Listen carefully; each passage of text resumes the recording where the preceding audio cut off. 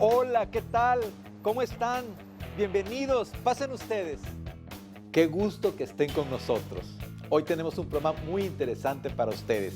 Algunos aspectos médicos o de nutrición o de activación física, el deporte que es tan importante en la promoción de la salud. Les aseguro que se la van a pasar muy bien en este programa diseñado especialmente para usted que está en casa. La salud y usted. Luces, cámara, acción, comenzamos.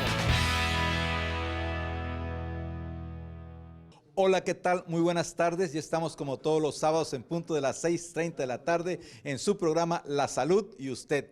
Hoy, prohibido separarse de su aparato receptor.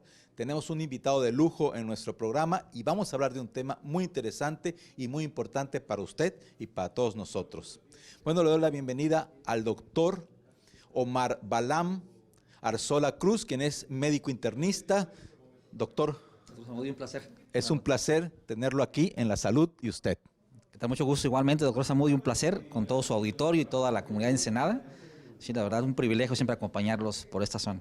Y platicaremos un momento en lo que estamos con ustedes. Claro que sí, doctor. Realmente para nosotros es muy importante porque, bueno, los médicos lo sabemos, la actualización, estar al día, estos problemas que son fundamentales en la salud de toda una comunidad. Sabemos que la diabetes mellitus es una pandemia mundial. México no se escapa a este problema y desafortunadamente con los factores de riesgo como la obesidad, como es la falta de actividad física, las dietas, que bueno, principalmente con grasas y carbohidratos, pues nos hacen que este problema cada vez sea una situación que conocemos, yo creo, los médicos, lo que es la cúspide, pero no la base de esto. Ya estamos resolviendo el problema en la base. Entonces, es muy importante cuando hablamos de un diagnóstico oportuno, es muy importante cuando hablamos de prevenir, para que, bueno, la evolución con un tratamiento adecuado y un control específico, pues sea de beneficio a nuestros pacientes. Como se acaba de decir, doctor Zamudio, efectivamente, creo que si de los que estamos aquí presentes hacemos un screening de quienes no tienen un familiar, quienes no tienen una persona, un amigo diabético, nos faltarían dedos para definirlo. Y más la región en la que aquí estamos, como bien acaba de decir, una pandemia, y aparte que es un problema de salud pública, en donde a nivel nacional y a nivel local, Tijuana, Baja California, somos el principal estado productor de obesidad infantil. Y como bien dijo, la diabetes es un síndrome que viene acompañado de múltiples factores, donde uno de ellos, el ambiente y la obesidad, la alimentación, juega un papel preponderante en desarrollar este problema. Y además el segundo punto, cuando las personas ya están desarrollando el problema, la falta a veces de confianza o la falta de cultura de acercarse a una prevención médica para poder hacer acciones tempranas y evitar lo que lamentablemente conlleva esta enfermedad, a las complicaciones crónicas que son devastantes para las familias, para el paciente y para las instituciones de salud pública, ¿no? Definitivamente es algo importante.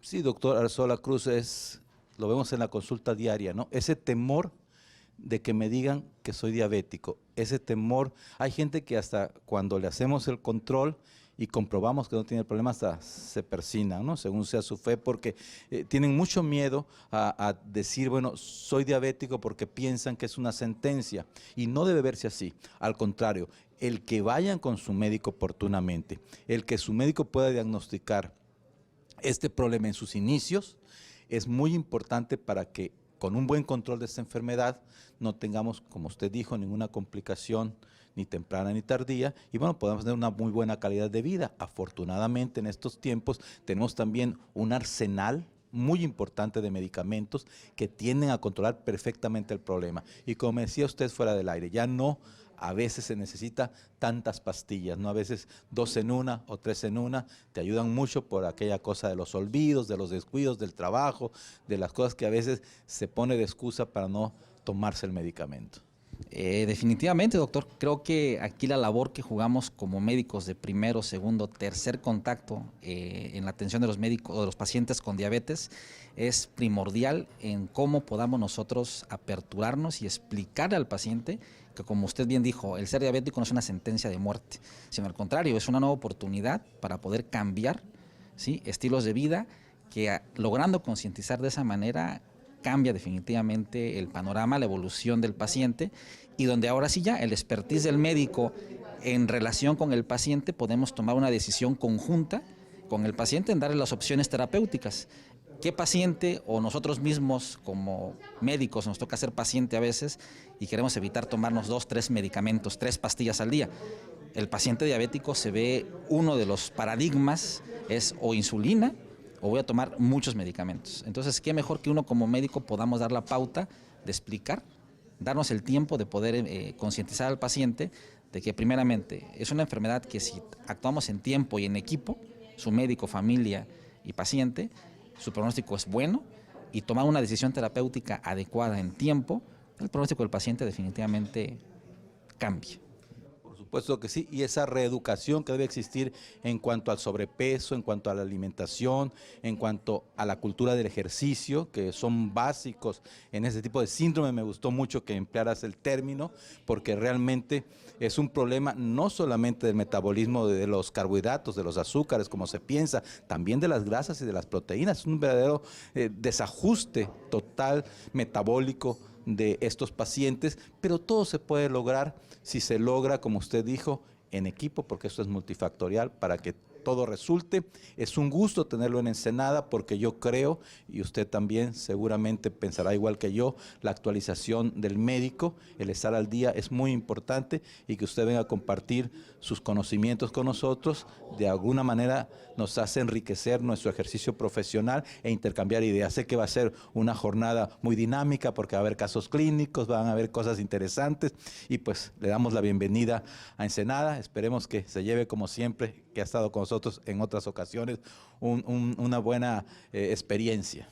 Contado, doctor Zamudio, es un placer como siempre, aparte de venir a convivir un buen momento con buenos amigos, el hecho de poder tener nuestro granito de arena en cómo poder concientizarnos como médicos, el ayudar a nuestros pacientes con diabetes, y definitivamente, entre más nos sumemos, podamos reducir las comorbilidades de muchas de las generaciones que vienen atrás, porque ahorita es algo difícil, algo fuerte en los bebés o los niños que vienen atrás ya con diabetes, ya con obesidad, y que definitivamente nosotros como médicos tenemos una labor titánica y debemos de dar tiros de precisión para poder definitivamente ayudar a ese tipo de pacientes, ¿no? Y es un placer, doctor.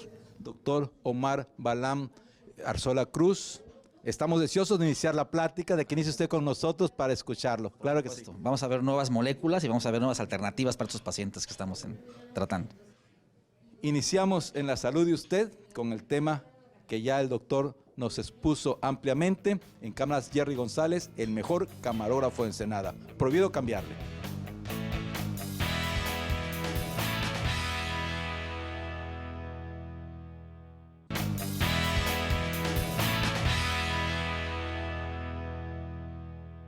Esta noche tengo el honor de presentar al doctor Omar Balam Arzola. Él es un médico internista que ejerce su profesión en la ciudad de Tijuana. Es miembro de la ADA, de la Asociación Americana de Diabetes. Por lo tanto, estoy seguro que vamos a tener una noche de plácemes en donde los invitamos a participar. Es muy importante que todos ustedes participen. La opinión de ustedes siempre será muy válida. Y como lo hemos dicho siempre, saliendo de aquí algo aprendemos. Nos llevamos algo a casa para beneficio de nuestros pacientes, que realmente es lo importante, y eso es a lo que nos dedicamos. Y un placer siempre, la distancia tan cerca de Tijuana, Ensenada. Es un placer siempre venir a degustar un buen vino y estar en una buena compañía y una buena plática, y agradecer también a los compañeros de AstraZeneca esta oportunidad que se nos da.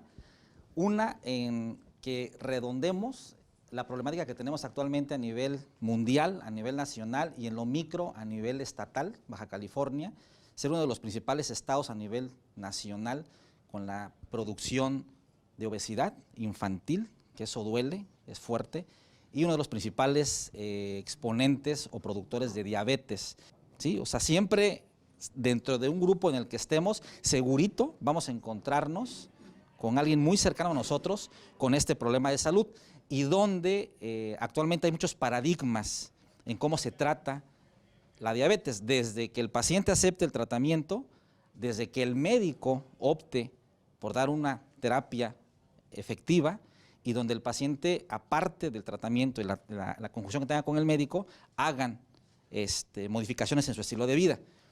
Entonces, para entrar ahorita de lleno, vamos a ver un caso clínico de la realidad, lo que seguramente muchos de nosotros día a día tenemos en nuestra consulta diaria. Es una femenina de 54 años de edad, diagnosticada con diabetes tipo 2 hace 42 meses, con debut con una hemoglobina glucosilada de 8.3. Sí, al inicio de tratamiento farmacológico fue con metformina de 850 miligramos 2 veces al día, ajustándosele después a 1000 miligramos, ¿sí? 2 veces al día durante los primeros 12 meses. La última prueba que se le hizo a la paciente fueron niveles de glucosilada menores de 7, o que era la meta que queríamos llevar a la paciente, en donde se vio que no se encontraba en metas, ¿no? Tenemos una paciente descontrolada. Seguramente a muchos en nuestra consulta nos llegan pacientes como ella, sin dolor, sin quejarse, nada más la mandan, o veo con usted, doctor, porque me mandó mi médico, ¿no? O me mandó mi vecina o mi amiga, ¿no? Los antecedentes: papá finado por causas de diabetes mellitus, madre finada por hipertensión arterial e infarto al miocardio. ¿Sí? Seguramente síndrome metabólico, o si le rascamos algún otro problema metabólico seguramente tenía la paciente. La exploración física: debuta la paciente con una TA 135/90. Si somos estrictos y nos apegamos a los lineamientos, esa parte de diabética, hipertensa y diastólica, ¿sí? Peso 75 kilos, 1,60, un índice de masa corporal de 29 y un perímetro abdominal de 88. Seguramente de lo que vemos día a día nos topamos este tipo de pacientes. Sus laboratorios: la glucosilada de 7.7, su glucosa en ayunas 172, un poquito alta. Sí, a veces el paciente llega, no, pues tengo media alta, doctor, 172, ¿no? Un poquito alta la presión, porque soy hipertenso, porque soy diabético, me dijeron que así está bien que la cargue, ¿no? Colesterol total 226, sus LDL 173 y sus HDL 44. Es una paciente altamente complicable, altamente de riesgos para sufrir cualquiera de estos problemas que tiene, y luego lamentablemente le echan la culpa al esposo, ¿no? Se peleó con el marido y se infartó, y pobre marido nos llevan en la polla, ¿no? Y resulta que no, pues realmente el problema que tenía la paciente era bastante complicado, ¿no? Estos resultados que estamos mostrando acá son de estudios que se han hecho, de cortes de pacientes, en donde se inician los primeros meses niveles de hemoglobina glucosilada, ¿sí? Con metformina en los primeros 6 meses se mantienen. Cuando los niveles de glucosilada durante el tiempo se van incrementando, durante 42 meses, vemos que la metformina, el incremento de la metformina no es suficiente para poder llevar al paciente a metas. ¿Qué medidas iniciales de manejo farmacológico y no farmacológico llevaría usted a cabo? ¿En qué momento se debe o se debió iniciar terapia dual? ¿Por qué seleccionar una de las nuevas moléculas ISGLT2 como primera opción de la terapia dual, es decir, a metformina, ya que tengamos un paciente con metformina, que no lo controlemos? ¿Por qué el iniciar un ISGLT2 antes que cualquiera otra de las ramas farmacológicas? Llámese biguanidas, llámese sulfonilureas, llámese DPP4, la que querramos. ¿Y qué es lo que nos recomiendan las guías? Si se dan cuenta, a veces las reglas que nos dan es para que a nosotros como médicos sea una herramienta. El decir, mira, pues si viene por acá, tienes esta gama de opciones para cuál usarla. Y es aquí de lo que tenemos, ¿no? Tenemos un paciente metabólico, un paciente descontrolado, un paciente que nos está gritando que en cualquier momento empieza con proteinuria, que en cualquier momento nos hace un infarto, que llegan personas actualmente, adultos jóvenes, metabólicos, prediabéticos o diabéticos, y donde van porque el urólogo los manda porque tienen problemas de disfunción sexual. Y le rascamos y de repente la hemoglobina glucosilada saltó en 7.5 y pues su problema realmente ya viene relacionado con un problema vascular. Problemas vasculares o problemas oculares, ¿no? Entonces son pacientes que están pescando. En cualquier momento se complican con esto.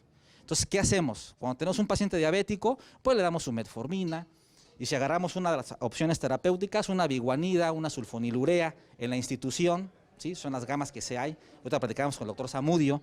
La diabetes es un problema de salud pública, en donde los gobiernos, en algunos países, están actuando precisamente viendo todo el panorama, no viendo el arbolito, viendo todo el bosque, ¿no? ¿Qué opciones son las mejores para prevenir principalmente esto?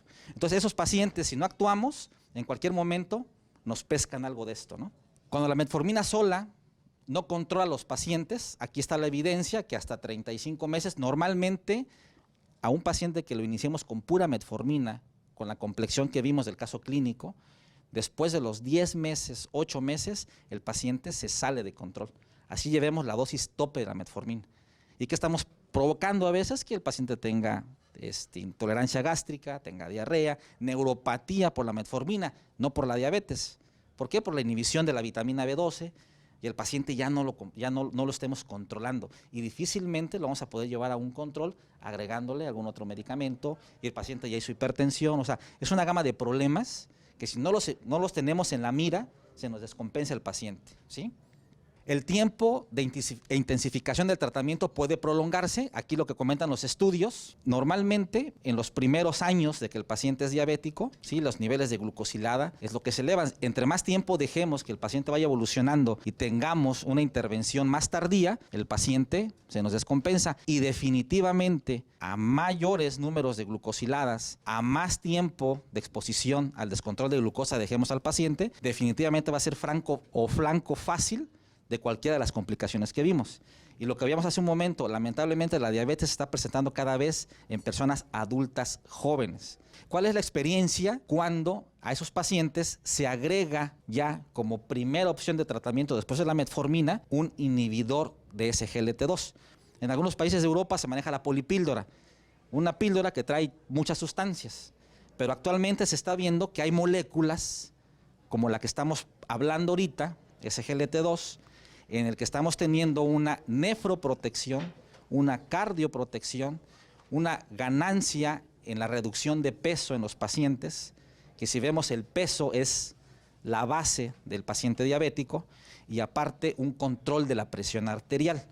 Entonces, si a un paciente que estemos debutándonos con ese espectro lo podemos proteger nosotros, uno, que le hagamos la tarea más fácil, de que tome su medicamento nada más, una pastillita, no se le haga tarde en llegar a su trabajo o llevarse a los hijos, o si la esposa lo pone a lavar los trastes, no tenga problemas en la casa. Bueno, ver de qué manera. Y con esos medicamentos es lo que está presentándose ahorita. ¿Qué es lo que vemos cuando se inicia dapaglifosina aunados a la metformina? Aquí en estas gráficas estamos viendo el tiempo en meses, el peso y los niveles de hemoglobina glucosilada. Entonces, a un paciente que esté con metformina sola, descompensada, ¿sí?, y le adicionan a estos medicamentos un SGLT2, ¿sí?, en el caso DAPA, Forxiga, estamos viendo cómo en el transcurrir de los meses, lo que viene siendo la curva de hemoglobina glucosilada y de peso, y obviamente acá la insulina, definitivamente es el mejor medicamento que hay para control de glucosa, indiscutiblemente. A un paciente con glucosiladas mayores de 9, sin síntomas, ¿sí?, asintomático, las pautas dicen que podemos irnos a una terapia dual. Si es un paciente que ya lo teníamos con metformina, ¿sí?, o puede ser un paciente de entrada, iniciarlo con un paciente con GLP-1, con un SGLT2, un DPP-4. O sea, el paciente depende de las características, como comentábamos. Pero si lo tenemos con metformina, la adición inmediatamente, si el paciente no está en control, después de 3 meses, la adición es la segunda opción terapéutica, es el SGLT2. Antes que la insulina, si está un paciente asintomático, es un paciente de bajo riesgo. Un paciente de alto riesgo sintomático es insulina con metformina, ¿no? Lo controlamos, lo compensamos, ok, podemos iniciar entonces, regresarnos nuevamente a la escala e irnos con un SGLT2. Los GLP-1 comentaban en algunas otras sesiones, muy buenas opciones de terapéuticas también. Desventajas, inyección, y desventajas el costo. Definitivamente son medicamentos costosos en los que algunos seguros privados médicos tienen la cartera, los que no, pues es algo en la que el paciente también se tiene que valorar. Si tenemos una opción oral en donde los efectos son muy similares a los GLP-1, nos mejora, bueno, hay que tomarla, y el costo definitivamente no se compara, ¿no?, en costo, que es otra opción para el paciente.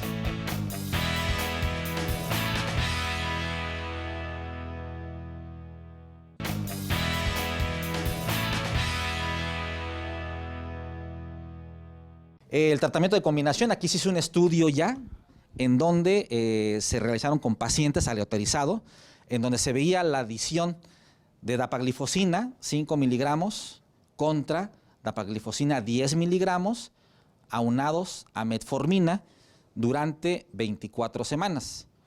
Los criterios de inclusión fueron pacientes entre 18 y 77 años de edad, un índice de masa corporal menor de 45, no obesidad grado 3. Esos pacientes ya son para terapias invasivas o de otro tipo. A criterios de exclusión, una creatinina sérica mayor a 1.5, creatinina sérica al azar, 1.5, no ingresaban. O una creatinina de 1.4 para mujeres, también eran pacientes que no se incluyen o que no se les daba el medicamento. En los pacientes con DAPA de 10 miligramos, prácticamente los criterios fueron similares. Los resultados a medir específicamente con 5 y con 10 miligramos eran los niveles de hemoglobina glucosilada. DAPA, 5 miligramos con metformina, ¿sí? De 5 miligramos, los niveles de glucosilada bajaron 2.1 en comparación con la sola dapaglifosina. Entonces, definitivamente la metformina sigue siendo el pilar del medicamento en el paciente diabético. Comparado DAPA 10 miligramos, si se dan cuenta, la reducción fue similar, incluso 0.1 más con 5 miligramos de dapaglifosina en hemoglobina glucosilada. Si vemos, el estudio se extendió, vieron que hubo buenos resultados y lo extendieron a 24 semanas y agregaron el placebo,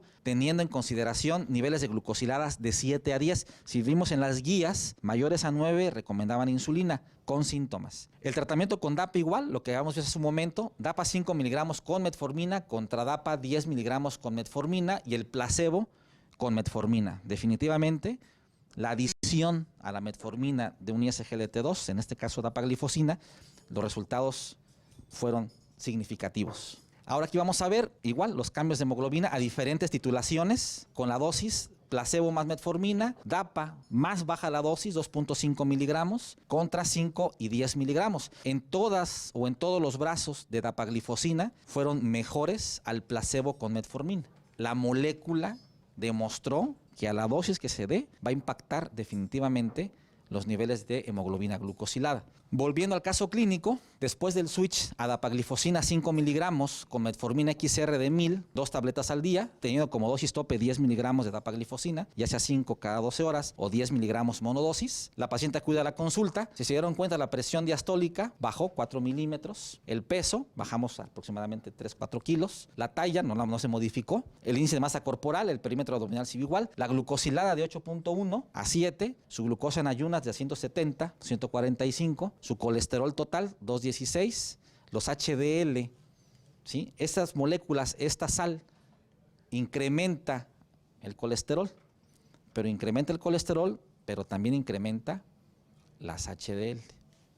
Entonces también es una situación cardioprotectora definitivamente. Si la combinamos con un buen Cabernet de la zona de aquí de la región, pues todavía tenemos mejores resultados, ¿no?